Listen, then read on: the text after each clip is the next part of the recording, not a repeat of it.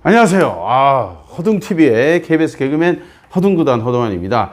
제가 데뷔가 92년도부터 데뷔를 해서 공채 9기 개그맨입니다. 처음에 들어왔을 때는 공채 8기로 들어왔는데, 저희가 이제 신인일 때 들어오자마자 저희보다 바로 위에 선배인 뭐 유재석, 김용만, 김국진, 남희석, 지금 뭐 줄줄줄 나오지 않습니까? 박수홍, 양원경 이런 선배분들이 대학 개그제 1회 때 너무나 사랑을 받았기 때문에 저희들이 뭐 못한 것도 충분히 인정을 드립니다만은 아무래도 티오가 없다 보니까 그런 것도 있었고, 그때 당시에는 아무래도 이제 그 선배님들의 어떤 사단, 뭐 김영곤 사단, 뭐 김정식 사단, 심영래 사단, 그래가지고 사단 체제로 많이 이루어져 있었던 게 그때 당시였습니다.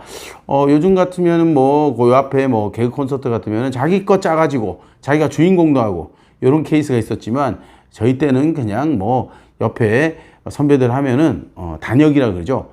그래서 막 포저 같으면 이렇게 서 있고 눈만 뜨고 있고 이런 경우도 많이 있었고, 대사 한마디 하는 거에 대해서 상당히 이제 기대감을 가질 수 있는 그럴 때였거든요.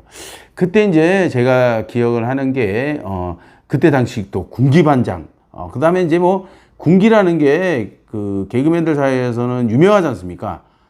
그런데 이제 그때 군기반장이 딱 두 분이 있었는데 정말 그 유명하신 분들이었죠. 그래서 한 분은 좀 스타일이, 군기반장 스타일이 그냥 많은 말을 하지 않습니다. 그냥 말 안 듣는다면 그냥 빡 나가고, 그냥 그때 당시 뭐 그걸 뭐 폭로하자는 것이 아니라, 그때 당시는 뭐 후배들이 빠릿빠릿하게 안 움직이면 군대처럼 바로바로 이제 응징을 했었던 그런 때이기 때문에, 아무튼 뭐 그렇게 해가지고 한 분은 그런데, 또 한 분은 그냥 사람을 어떻게 때리거나 그러지는 않는데 말로 이제 사람한테 이제 심하게 하는 경우가 많이 있었죠.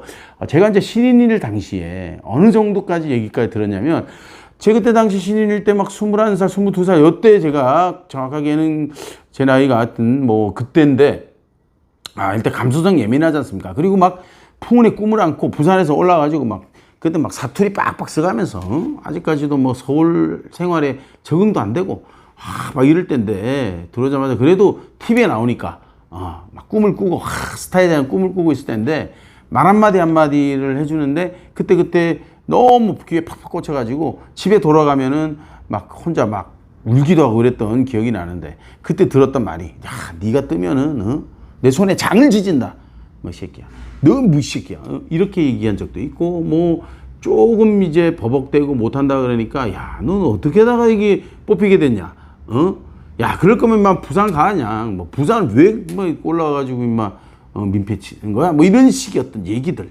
난 그때가 너무 상처가 돼가지고 지금까지 나이에도 그런 말은 내가 죽어도 후배나 동생들한테 하면 안 되겠다, 그런 생각을 합니다.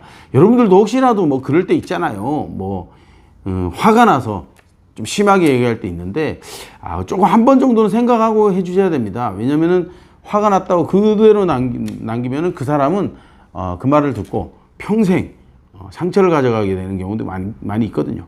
그리고 이제 그 개그맨 중에서는 그분이 저한테 많은 상처를 주셨지만, 아마 뭐 또 말하면 또 유명한 분이기 때문에 제가 뭐 또 정확하게 또 그분의 어떤 언급을 하지 않겠지만, 그 또 PD분 중에서 또 저한테, 또 제가 무명 13년을 갔지 않습니까? 열심히는 하고 싶었지만 여러 면에서 좀 뭐 저 스스로 못한 부분이 많냐면, 이렇게 무대 공포증도 있었고, 그러다 보니까 뭐 기회가 왔었을 때 잘해야지 하다 보니까 버벅대는 거예요. 그래서 뭐 기본적으로 뭐 가나다라 해야 되는데 가다나라 이런 적도 있고, 막 바바바 그 템포에 딱 들어가야 되는데 템포에 못 들어가지고 엔진하면 이제 막 욕들이 날라오죠. 그래서 제가 아마도 신인 때 오랫동안 무명을 오래 갔는데, 기회가 있을 때 잡아야 되는데 그걸 못 해가지고. 근데 이제 무엇보다 이제 그 PD 한 분이 계셨는데, 저를 이제 신인 때부터 쭉 봤던 그 PD 한 분이 저를 보시더니 이제 처음에는 이제 이런 거 저런 거 가져와 그랬는데, 제가 이제 여러 번 검사를 맡았는데 많이 또 이제 까이기도 하고, 뭐 인정을 많이 못 받던 건 인정합니다.